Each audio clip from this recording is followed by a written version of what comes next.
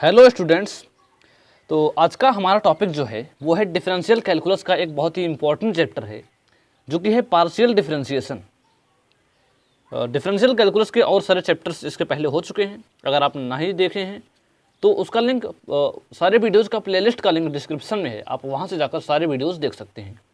तो बच्चों, जो पार्शियल डिफरेंशिएशन होता है, चैप्टर शुरू होने से पहले ही एक प्रश्न तो उठता ही है कि आखिर पार्शियल डिफरेंशिएशन और ऑर्डिनरी डिफरेंशिएशन में डिफरेंस क्या होता है, अंतर क्या होता है।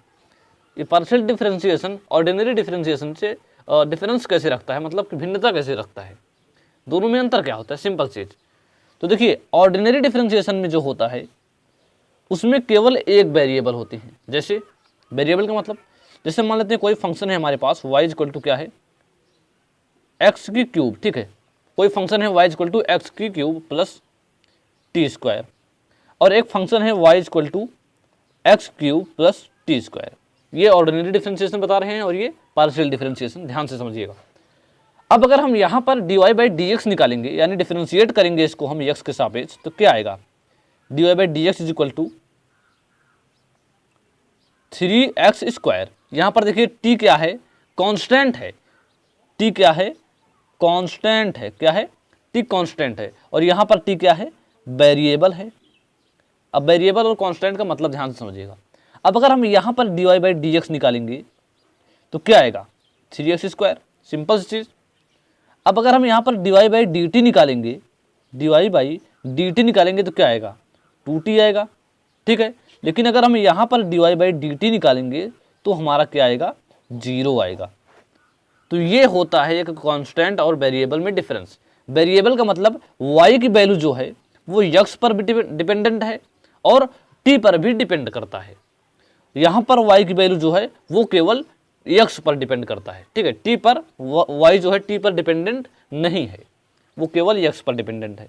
मतलब यहाँ पर t कांस्टेंट है और x की वैल्यू जो है, ये x क्या है, वेरिएबल है। यहाँ पर t भी वेरिएबल है और x भी वेरिएबल है। तो ये अगर हम इस फंक्शन का अगर डिफरेंशिएट करेंगे हम, तो वो पार्शियल डिफरेंशियल कहलाएगा, और अगर हम इस फंक्शन का डिफरेंशिएशन करेंगे तो ये हमारा ऑर्डिनरी डिफरेंशिएशन कहलाएगा। चलिए, पार्शियल डिफरेंशिएशन पर इंपॉर्टेंट क्वेश्चन लेते हैं जो कि एग्जाम में पूछे जाते हैं, और देखते हैं कि आखिर कैसे क्वेश्चन बनते हैं इस पर। पार्शियल डिफरेंशिएशन पर जो हमने पहला क्वेश्चन लिया है वो कुछ इस प्रकार से क्वेश्चन क्या है कि u equal to log E X cube plus Y cube plus Z cube minus 3xyz, then the value of D you upon D X plus D you upon D Y plus D you upon D Z is equal to क्या होगा। इसकी value हमको निकालनी है। देखिए, ये जो function दिया गया है u इक्वल टू, इसमें 3 वेरिएबल हैं, क्या, x, y और z। 3 वेरिएबल आपको इसमें देखने को मिले हैं। तो इसका एक बार हमको x के सापेक्ष करना है डिफरेंशिएशन, एक बार y के सापेक्ष और एक बार z के सापेक्ष और पार्शियल डिफरेंशिएशन। गलती से हमने यहाँ पर d लिख दिया है, ये डेल है। क्या है, डेल है। हम डेल को d ही लिखते हैं लगभग, इसी से हमारा आदत बन गया है डेल को d लिखने का। ठीक है, ये डेल है, इसकी वैल्यू हमको निकालनी है। तो एक बार हम इसका डिफरेंशिएशन x के सापेक्ष करेंगे, फिर y के, फिर z के, और तीनों को जोड़ देंगे। तो चलिए करते हैं। क्या, del u upon del x is equal to क्या हो जाएगा, लॉग ई एक्स मान लेते हैं इसको एक बार, तो क्या हो जाता है 1 upon x cube plus Y cube plus Z cube minus 3xyz। ये x के सापेक्ष कर रहे हैं, और फिर एक बार इसका भी करेंगे, तो इसका क्या हो जाएगा, 3x स्क्वायर हो जाएगा, इसका 0, इसका 0, और इसका क्या हो जाएगा, माइनस 3yz हो जाएगा। ठीक, D you upon D X का। अब इसी प्रकार से अगर हम D you upon D Y का करें, D you upon D Y का करें, तो क्या आएगा, वही तरीका सेम होगा, नीचे वही आएगा, 1 upon x cube plus Y cube plus Z cube minus 3xyz।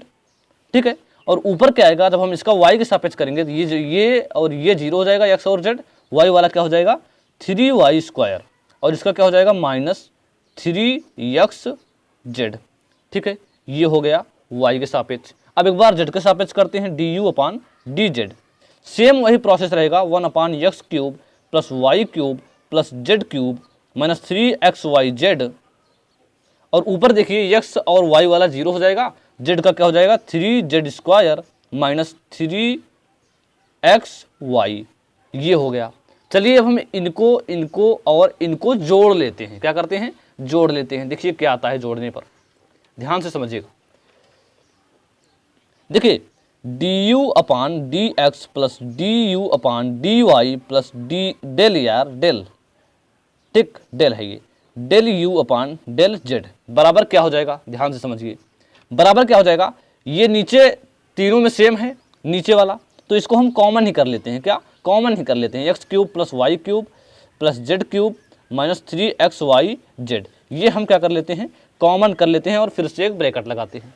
अब इसको और इसको लिख लेते हैं प्लस में, क्या 3x² minus 3yz plus 3y² minus 3xz, ठीक, प्लस क्या प्लस 3z² माइनस 3xy, ये आ गया, ठीक है। आगे बढ़ते हैं, तीनों को जोड़ने के बाद देखिए हमारे सामने कुछ इस प्रकार का आएगा, ठीक है। अब देखिए अब हम क्या करेंगे कि ऊपर देखिए आपको तीनों के तीनों में सभी में 3 कॉमन दिख रहा है, तो 3 हम कॉमन कर लेंगे, क्या बचेगा ऊपर x² plus y² plus z² minus xy yz और xz minus yz minus xz, ठीक है। ऊपर ये बचेगा, नीचे क्या बचेगा, तो नीचे आपको ये पूरा का पूरा बचा हुआ है, आप देख सकते हैं x³ plus y³ plus z³ minus 3xyz, नीचे आपका ये बच जाएगा, ठीक है। अब आगे क्या करेंगे, अब देखिए आपको एक फार्मूला ये याद रखना होगा, आपको ये फार्मूला याद होना चाहिए, ठीक है। फार्मूला क्या है, x³ plus y³ plus z³ is equal to x plus y plus z, x² plus y² plus z² minus xy minus yz minus zx plus 3xyz, तो ये फार्मूला आपको याद होना चाहिए, अगर नहीं याद है तो आप याद कर लीजिए, ये फार्मूला इसमें लगेगा।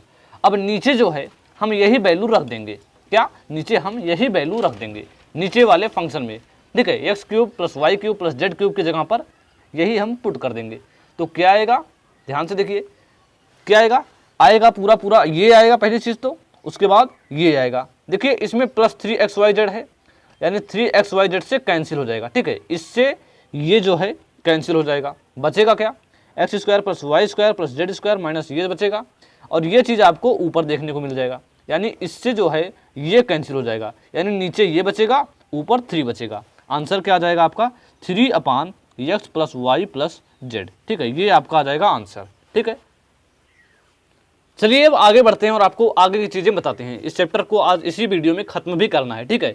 चलिए अब आगे बढ़ते हैं और एक थ्योरम बताते हैं आपको, होमोजीनियस फंक्शन के लिए एक थ्योरम बताया था अर्लर ने, ठीक है, तो उस थ्योरम को आपको बताते हैं और उसकी मदद से एक फंक्शन का आपको पार्शियल डिफरेंशिएशन निकालने में बहुत ही मदद मिलेगा। देखिए अर्लर थ्योरम आपको समझना होगा क्योंकि इससे एक बहुत ही इंपॉर्टेंट क्वेश्चन बनता है, बहुत ही इंपॉर्टेंट क्वेश्चन कई सारे बनते हैं, ठीक है।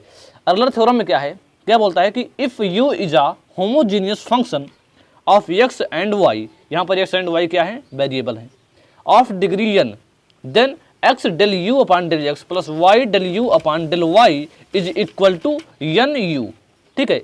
अगर आपको एक u होमोजीनियस फंक्शन दिया गया है x और y वेरिएबल के साथ, तो इस चीज़ की वैल्यू, इस फंक्शन की वैल्यू, मतलब इस डिफरेंशिएशन पार्शियल डिफरेंशिएशन की वैल्यू n u हो जाती है, ठीक है। जैसे अब पहले तो आपको होमोजीनियस फंक्शन समझना होगा, तो देखिए होमोजीनियस फंक्शन क्या होता है, तो x और y के टर्म में होमोजीनियस फंक्शन एक ऐसा फंक्शन होता है जिसके अंश और हर में घात जो है वो बड़ा, मतलब कि अंश में x की घात जो हो वही घात y की भी हो,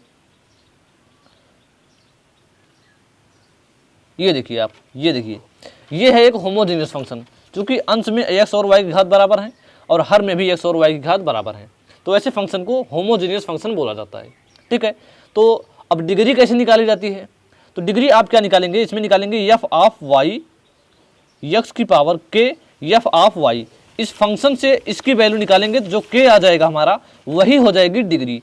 आप कैसे निकालेंगे, तो देखिए जैसे आपको दिया गया है x की पावर 4 प्लस y की पावर 4 अपान x प्लस वाई, ठीक है, तो हम इसमें से कैसे ये चीज़ निकालेंगे, ठीक है, x की power k into F of Y, देखिए हम यहाँ पर x की पावर 4 कॉमन ले लेंगे, ठीक है, तो क्या बचेगा, x की पावर 4 कॉमन ले लेंगे तो 1 प्लस वाई अपान x की पावर 4, नीचे x कॉमन ले लेंगे तो क्या बचेगा 1 प्लस वाई अपान x, ठीक है, x से x एक x कट जाएगा तो फिर बचेगा क्या, x का क्यूब बचेगा, यानी क्या बचा x cube 1 plus y by x की power 4 upon 1 plus y by x. देखिए आप वाई बाई एक्स के फॉर्म में आ गए कि नहीं, तो आगे जो एक्स की पावर आती है उसी को बोलते हैं डिग्री या फिर ऑर्डर, ठीक है, इसको ऑर्डर बोलते हैं।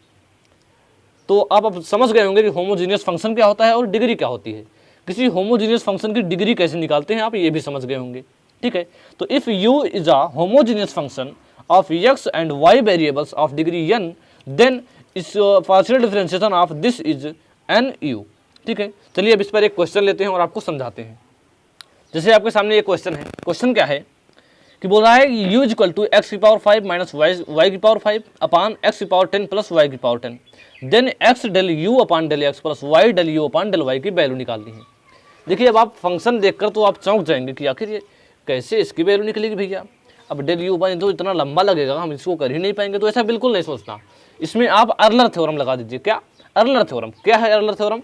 कि अगर आपको ये कोई होमोजीनियस फंक्शन दिया गया है और किस डिग्री का फंक्शन है ये, तो डिग्री कैसे निकालेंगे आप, हम आपको दिखा देते हैं, ठीक है। इसके पहले हमने आपको बताया डिग्री कैसे निकालेंगे। u इज इक्वल टू, यहाँ पर हम x कॉमन लेंगे, क्या x की पावर 5 कॉमन लेंगे, ठीक है। तो क्या बचेगा 1 माइनस वाई बाई एक्स की पावर 5 बचा, ठीक है।